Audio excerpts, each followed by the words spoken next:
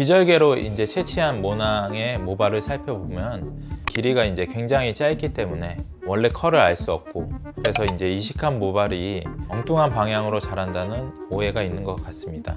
하지만 이는 이식을 진행할 때 해결할 수 있는 문제인데요. 안녕하세요. 윤닥터의 모든 정보 윤정진 원장입니다. 탈모 치료에 있어서 가장 큰 축이 모발 이식이라는 것은 자타가 이제 공인하는 사실인데요. 하지만 이제 모발 이식 중 비절개 채취법이 좋냐, 절개 채취법이 좋냐, 이러한 문제는 오랜 논쟁거리가 되오곤 했습니다. 제가 이제 모발 이식을 중점적으로 시행하는 의사로서 오늘 이제 비절개 모발 이식에 대한 여러 오해들을 풀어보고 비절개 모발 이식과 절개 모발 이식을 비교해보는 시간을 가져보도록 하겠습니다.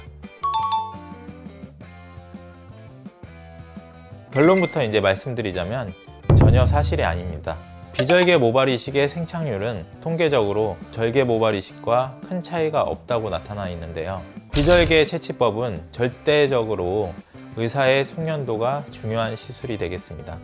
작은 펀치 도구를 사용해서 모낭을 개별적으로 채취하는 이제 시술의 특성상 매우 정밀한 작업이 요구되기 때문인데요. 만약 시술자의 이제 숙련도가 충분하지 못하고 경험이 부족하다 하는 경우에는 모낭을 채취하는 과정에서 모낭이 손상될 확률이 높아지기 때문입니다. 채취를 진행하는 의사의 이제 숙련도가 어느 정도 보장된 상태에서는 비절개 채취든 절개 채취든 생착률이 전혀 차이가 나지 않습니다. 물론 대량의 이제 모낭을 한 부위에서만 채취한다면 해당 부위가 이제 비어 보일 수도 있겠죠. 하지만 이제 대부분의 비절개 모발 이식 병원에서는 그렇게 시술을 진행하지 않습니다. 넓은 부위에서 고르게 이제 분산을 해서 채취하는 방식으로 진행을 하기 때문에 채취 부위가 비어 보인다, 이러한 현상은 발생하지 않습니다. 그리고 진짜 무컷 비절개 모발 이식이나 티 안 나 비절개 모발 이식으로 채취하는 경우에는 시술 직후에도 뒷머리가 가려져 자연스럽고 전혀 티가 나지 않게 됩니다. 비절개로 이제 채취한 모낭의 모발을 살펴보면 길이가 이제 굉장히 짧기 때문에 원래 컬을 알 수 없고, 그래서 이제 이식한 모발이 엉뚱한 방향으로 자란다는 오해가 있는 것 같습니다. 하지만 이는 이식을 진행할 때 숙련된 의사가 해결할 수 있는 문제인데요. 이식 시 이제 모낭 방향이라든가 모발 방향, 그리고 기존의 컬, 이런 것들을 다 확인을 하면서 이식을 진행하기 때문에 기존의 이제 모낭 방향과 전혀 엉뚱한 방향으로 났다 하면은 이식 과정에서의 문제가 발생한 걸 수도 있습니다. 하지만 이는 이제 비절개 채취의 단점이 아니고 이식을 진행한 의사의 이제 숙련도와 관련된 문제이기 때문에 그런 것들을 충분히 맞춰서 이식을 진행한다면 충분히 해결할 수 있는 방법이 되겠습니다. 모발 이식 후에 이제 암흑기가 이제 발생하게 되는데, 그러한 암흑기에 주변 모발도 빠져서 이제 동반 탈락도 발생할 수 있고, 혹은 이제 채취한 주변에 모발도 같이 빠져서 공여부 탈락도 발생을 할 수 있는데요. 하지만 이는 이제 수술 과정에서 발생하는 주변 모낭의 영향이라든가 혈액순환 장애, 이런 것들로 발생하는 일시적인 현상이 되겠습니다. 특별한 치료 없이 그 암흑기가 지나게 되면 자연스럽게 회복이 됩니다.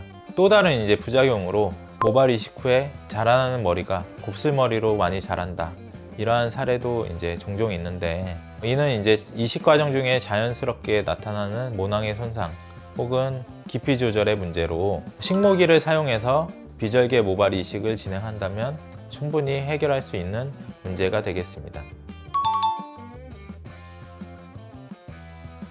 비절개 모발 이식 같은 경우에는 뒷머리 넓은 부분에서 이제 채취를 해야 되기 때문에 지혈이 잘 안 되는 경우가 있습니다.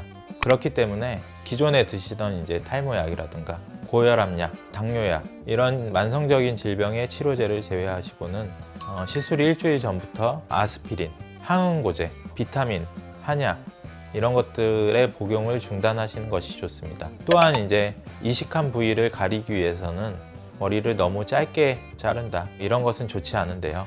머리카락의 길이가 일정 길이 이상 있어야 이식 후 채취 부위나 이식 부위를 가리는 데 도움이 될 수 있기 때문입니다. 그리고 이제 가끔 이식 당일 머리를 감지 않고 내원하시는 분들도 계신데, 반드시 이제 머리를 잘 감으시고 흑채라든가 왁스 이런 헤어 제품은 바르지 않은 상태로 내원해 주시는 것이 모발 이식을 진행하는 데 있어서 훨씬 큰 도움이 되겠습니다.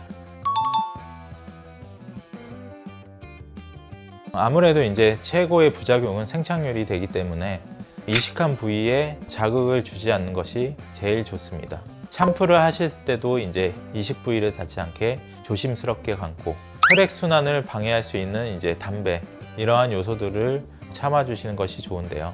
아울러 이제 이식 후에도 1년 동안의 경과관찰 기간 동안 병원에 잘 내원하시는 것이 좋습니다. 이를 통해서 이제 본인에게 맞는 샴푸, 탈모약 등을 추천받을 수 있고, 이식 후 관리 방법 등에 대해서 자세한 설명을 들으면서 의사의 요청 사항을 잘 수행해 주신다면 만족스러운 모발 이식 결과를 얻을 수 있을 거라 생각합니다. 개개인마다 다르지만 6개월째가 된다 하면은 이식한 모발들이 전체적으로 눈에 띄기 시작합니다. 최종 1년 정도 지난 시점에서는 전체적인 모발이 두께를 회복하고 원래의 모발과 잘 어울리며 결과를 확인할 수 있게 됩니다.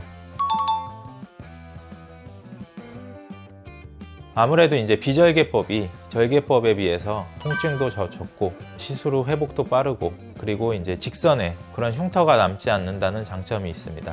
대신에 채취하는 데 소요되는 시간은 절개 채취법보다는 길다는 이러한 특징을 갖게 되는데, 때문에 이제 본인의 직업, 앞으로의 이제 일상생활 일정 같은 것들을 고려해서 시술을 선택하는 것이 중요합니다. 또한 이제 무엇이 더 좋다 단정 짓고 병원에 내원하기보다는 시술을 진행해 주시는 원장님과 상담을 받아보고 본인에게 이제 최선이라고 할 수 있는 채취법을 추천받으시길 권장드리겠습니다. 오늘은 비절개 모발 이식을 둘러싼 여러 오해들에 대해서 알아보고 이에 대해 이제 풀어보는 시간을 가져보았는데요. 모발 이식은 환자의 이제 비용과 시간 이런 것들이 소모되는 시술인 만큼 결과 위주의 시술이 필요하겠습니다. 그리고 그 결과를 결정짓는 가장 중요한 요소가 시술자의 이제 숙련도와 경험이라고 생각하기 때문에 시청자분들께서도 오늘 제가 말씀드린 정보들을 잘 참고하셔서 성공적인 모발 이식을 받으시길 기원하겠습니다. 지금까지 윤닥터의 모든 정보 윤종진 원장이었습니다. 감사합니다.